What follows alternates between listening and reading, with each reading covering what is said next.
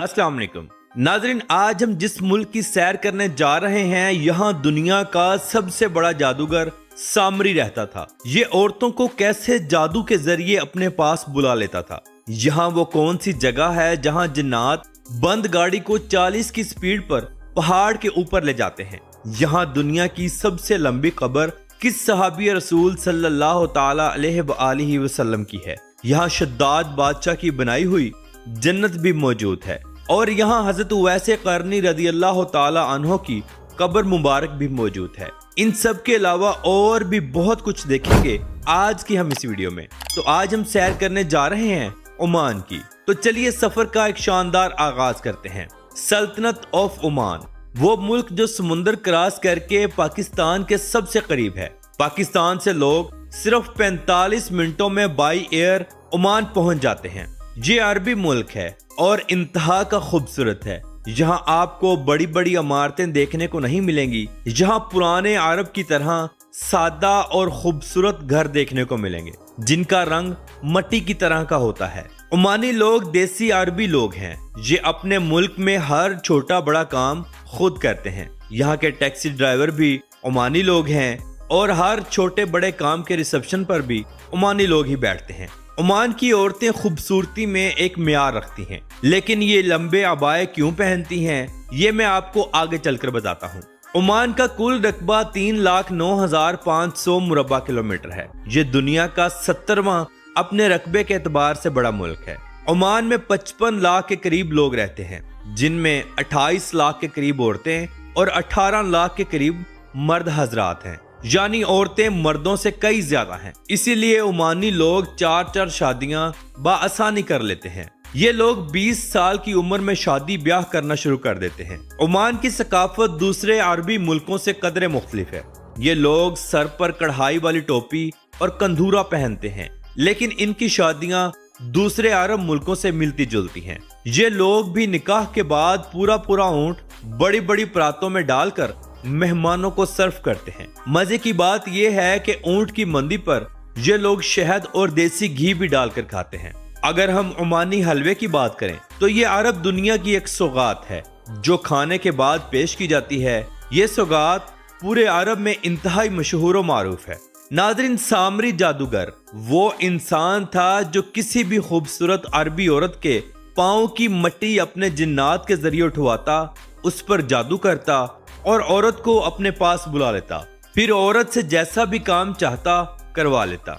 इसीलिए आज भी ओमानी औरतें लंबे अबाए पहनती हैं जो पीछे से पाँव के निशान मिटाता जाता है। सामरी जादूगर का महल आज भी ओमान के शहर सलाला में मौजूद है, जिसके अंदर उसकी कब्र भी मौजूद है। लोग इसे देखने के लिए दूर दूर से आते हैं, मगर अंदर जाने की बिल्कुल भी इजाजत नहीं है। एक ऐसे ताबी जिन्होंने हजूर अकरम सल्लल्लाहु ताला अलैहि वसल्लम का दौर भी पाया, मगर उन्हें बज़ाहिर मुलाकात का शरफ ना हासिल हो सका, इसलिए वो सहाबी नहीं बल्कि ताबी बन सके, जिनको दुनिया हजरत उवैसे करनी रदी अल्लाह ताला अन्हो के नाम से जानती है, जिन्होंने अपनी माँ की इतनी खिदमत की कि हजूर अकरम सल्लल्लाहु ताला अलैहि वसल्लम ने कहा कि कोई यमन जाए तो उवैसे करनी को मेरा सलाम दे। आप रदी अल्लाह ताला अन्हो की कब्र मुबारक सलाला में पहाड़ों के बीच मौजूद है। पूरी दुनिया से मुसलमान आपकी कब्र अनवर पर हाजिरी देने के लिए जरूर आते हैं। ओमान वो सरजमीन है जहां जाकर आप आज भी 1500 साल पुराना अरब देखेंगे। इसकी सरहदें यमन, सऊदी अरब और मुत्तहिदा अरब अमारात से मिलती हैं। खलीज फारस का खूबसूरत समुंदर भी लगता है। ओमान में चलने वाली करेंसी ओमानी रियाल है। एक ओमानी रियाल पाकिस्तानी 731 रुपयों के बराबर है। ये दुनिया की तीसरी मजबूत तरीन करेंसी है। नाज़रीन, दुनिया की सबसे लंबी कब्र हजरत इमरान अलैहिस्सलाम की है, जो कि अल्लाह ताला के नबी थे। आप अलैहिस्सलाम का मज़ार मुबारक भी सलाला में ही मौजूद है। आप अलैहिस्सलाम की कब्र मुबारक 41 फुट लंबी है। सैकड़ों लोग रोजाना की बुनियाद पर यहाँ फातिहा पढ़ने के लिए आते हैं। सलाला शहर सदियों पहले यमन का हिस्सा हुआ करता था और सलाला में ही वादी सबा मौजूद है, जिसकी मलका बल्कीस थी और मलका बल्कीस की कौम को कौम सबा कहा जाता था। ملکہ بلقیس نے 900 سال اپنی قوم پر حکومت کی تھی۔ ملکہ بلقیس کا محل بھی آج سلالہ میں موجود ہے جو ہزاروں سال پرانا ہے۔ حضرت سلیمان علیہ السلام نے ملکہ بلقیس کو اسلام کی دعوت دی کیونکہ قوم سبا آگ اور سورج کی پوجا کرتی تھی۔ یہ محل چھوٹے بڑے پتھروں سے تیار کیا گیا تھا اور آج بھی اپنی اصل حالت میں موجود ہے۔ اس محل کو دیکھنے کے لیے پوری دنیا سے لوگ یہاں آتے ہیں۔ سلالہ ایک ایسا شہر ہے کہ جب پورے عرب میں گرمی کا عروج ہوتا ہے یعنی جون، جولائی اور اگست، وہیں سلالہ میں مطر لگتی ہے۔ مطر یعنی ہلکی ہلکی بارش ہوتی ہے اور ہر وقت ہوا میں نمی محسوس ہوتی ہے۔ ان دنوں سلالہ کے پہاڑ بھی سرسبز ہو جاتے ہیں۔ تمام عرب ملکوں سے لوگ اس موسم کو انجوائے کرنے کے لیے سلالہ میں آتے ہیں۔ ان دنوں یہاں میلہ بھی لگتا ہے۔ کہتے ہیں کہ سلالہ شہر کو سلطان قابوس کے والد سعید بن تیمور کی بیوی کو یمن کے سلطان نے بطور تحفہ جہیز میں دیا تھا۔ سعید بن تیمور کی بیوی یمن کے بادشاہ کی بیٹی تھی۔ عمان کا دارالحکومت مسقط سٹی ہے۔ یہ باقاعدہ ایک صوبے کی حیثیت بھی رکھتا ہے۔ یہ صوبہ 3500 مربع کلومیٹر پر پھیلا ہوا ہے اور یہاں 18 لاکھ کے قریب لوگ رہتے ہیں۔ عمان میں ایک بہت بڑی تعداد غیر ملکی لوگوں کی بھی ہے۔ لاکھوں تو صرف پاکستانی ہی موجود ہوں گے جو کام کی غرض سے وہاں موجود ہیں۔ یہ علاقہ بالکل سمندر کے کنارے پر آباد ہے۔ مسقط کی کارنش بہت خوبصورت ہے۔ آپ جس بھی شہر میں جائیں وہاں سمندر کے ساتھ کارنش بنائی گئی ہیں جہاں لوگ اپنی فیملیز کے ساتھ خوب انجوائے کرتے ہیں۔ ناظرین، عمان 1970 سے پہلے کچھ بھی نہ تھا۔ نہ یہاں کوئی بندرگاہ تھی اور نہ ہی کوئی ایئرپورٹ۔ یہاں صرف 10 کلومیٹر لمبی سڑکیں تھیں، لیکن آج عمان دنیا کا جدید ترین ملک ہے۔ اس قدیم ملک کو ترقی کی راہ پر ڈالنے والا انسان سلطان قابوس ہے۔ سلطان قابوس نے اس ملک کو تاریکیوں سے اٹھا کر آسمان کی بلندیوں پر پہنچایا۔ آج سلطان قابوس اس دنیا میں موجود نہیں ہے۔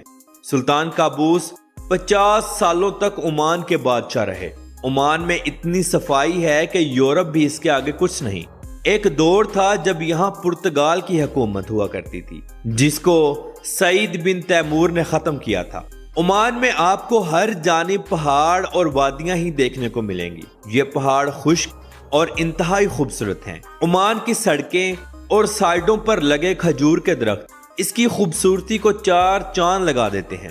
کیا آپ جانتے ہیں کہ سلطان قابوس کا محل سونے سے بنایا گیا تھا؟ یہ پیلس بہت بڑا ہے جس کے اندر آپ نہیں جا سکتے۔ البتہ باہر سے سب کچھ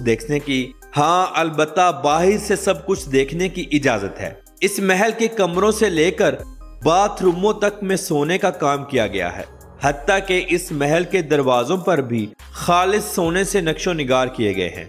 سلطان قابوس دنیا کے امیر ترین اور انتہائی اچھے انسان تھے جو عرب ملکوں کے سب سے پرانے بادشاہوں میں سے ایک تھے۔ اگر ہم سلطان قابوس مسجد دیکھیں تو یہ عمان کی سب سے بڑی مسجد ہے جہاں 20,000 نمازی بیک وقت نماز ادا کر سکتے ہیں۔ یہ مسجد 2001 میں مکمل ہوئی۔ اس کے 5 مینار ہیں۔ اس مسجد کی خاص بات یہ ہے کہ جو قالین اس مسجد کے اندر بچھایا گیا ہے اس کو کوئی جوڑ نہیں لگا، یعنی پوری مسجد میں صرف ایک ہی قالین موجود ہے۔ اس مسجد کو دنیا کے مہنگے ترین پتھروں سے خوبصورت بنایا گیا ہے۔ عمان کی عربی خواتین اپنی زندگی کو لگژری طریقے سے گزارتی ہیں۔ بڑی بڑی گاڑیاں اور خوبصورت گھر ان کے پاس ہیں۔ پیسہ انتہائی عام ہے۔ یہ عورتیں سونے سے بہت زیادہ محبت کرتی ہیں۔ جہاں کی زیادہ تر عورتوں کے پاس کروڑوں کا سونا موجود ہے۔ سلالہ شہر میں حضرت ایوب علیہ السلام کا مزار مبارک بھی موجود ہے اور وہ پتھر بھی موجود ہے جہاں صالح علیہ السلام کی اونٹنی کا خون لگا تھا۔ عمان میں ہی وہ وادی موجود ہے جہاں بند گاڑی کو کھڑا کریں تو وہ خود سے ہی 30 سے 40 کی سپیڈ پکڑ لیتی ہے۔ اس وادی کو وادی جن کہا جاتا ہے۔ ناظرین، اگر کبھی آپ کا عمان جانے کا اتفاق ہوا تو یہ تمام مقامات کو ذہن میں رکھ کر جائیں اور اپنی یادوں کو کیمرے کی آنکھ میں ضرور بند کریں تاکہ آپ زندگی کے کسی بھی موڑ پر ان یادوں کو دہرا سکیں۔ تو ناظرین یہ تھی آج کی ہماری عمان کے اوپر ایک چھوٹی سی ڈاکیومنٹری. آپ کو کیسی لگی کمنٹ باکس میں اپنی رائے کا اظہار ضرور کیجیے گا. تو ملتے ہیں انشاءاللہ اگلی ویڈیو کے ساتھ. اللہ حافظ.